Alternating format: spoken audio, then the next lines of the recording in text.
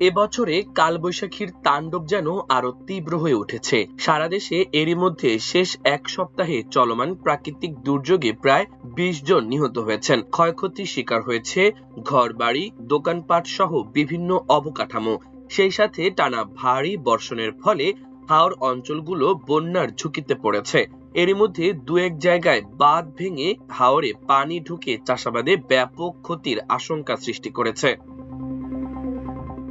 দেশের ৯ অঞ্চলে আজ দুপুরের মধ্যে আবারও দমকা হাওয়া, ঝড় বাতাস ও বজ্র বৃষ্টির আভাস দিয়েছে আবহাওয়া অধিদপ্তর।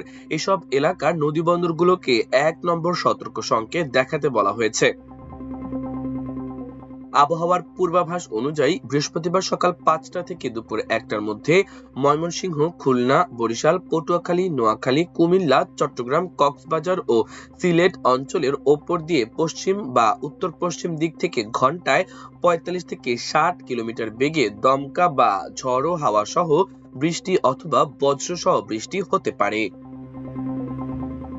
গত ২৮ এপ্রিল থেকে বজ্র মেঘের প্রবণতা অব্যাহত থাকায় আগামী ৯৬ ঘন্টার জন্য দেশের বিভিন্ন বিভাগে ভারী থেকে অতি ভারী বৃষ্টির সতর্কতা জারি করা হয়েছে। আবহাওয়া অধিদপ্তর জানায়, রংপুর, রাজশাহী, ময়মনসিংহ, ঢাকা, খুলনা, বরিশাল, চট্টগ্রাম ও সিলেট বিভাগের কোথাও কোথাও ২৪ ঘন্টায় ৪৪ থেকে ৮৮ মিলিমিটার পর্যন্ত ভারী বর্ষণ এবং ১৮৮ মিলিমিটারের বেশি অতি ভারী বর্ষণ হতে পারে। প্রবল বৃষ্টির কারণে কিছু এলাকায় অস্থায়ী জলাবদ্ধতা সৃষ্টি হতে পারে। বিশেষ করে চট্টগ্রাম বিভাগের পাহাড়ি এলাকায় ভূমিধসের ঝুঁকির কথাও জানিয়েছে আবহাওয়া বিভাগ। আবহাওয়ার সিনপটিক অবস্থায় দেখা গেছে, লঘুচাপের বর্ধিত অংশ পশ্চিমবঙ্গ থেকে উত্তর বঙ্গোপসাগর পর্যন্ত বিস্তৃত রয়েছে। এর প্রভাবে আজ সন্ধ্যা থেকে পরবর্তী ২৪ ঘন্টায় ময়মনসিংহ, ঢাকা, খুলনা, বরিশাল, চট্টগ্রাম ও সিলেট বিভাগের অনেক জায়গায় এবং রংপুর ও রাজশাহী বিভাগের কিছু স্থানে দমকা হাওয়া ও বজ্রসহ বৃষ্টি হতে পারে।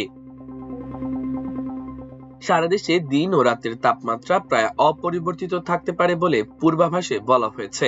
দীর্ঘমেয়াদী পূর্বাভাস অনুযায়ী আগামী ৩ মে পর্যন্ত দেশের অধিকাংশ এলাকায় বৃষ্টি ও বজ্রবৃষ্টির প্রবণতা অব্যাহত থাকতে পারে।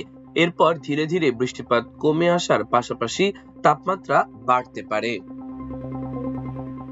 আবহাওয়া অধিদপ্তর আরো জানায়, আজ সন্ধ্যা ৬টায় ঢাকায় বাতাসের আপেক্ষিক আর্দ্রতা ছিল ৭৭%, যা বৃষ্টিপাতের অনুকূল পরিবেশ নির্দেশ করে। আগামীকাল ঢাকায় সূর্যোদয় হবে ভোর ৫টা ২৫ মিনিটে এবং সূর্যাস্ত হবে সন্ধ্যা ৬টা ২৭ মিনিটে। মাল্টিমিডিয়া ডেস্ক, আমার দেশ।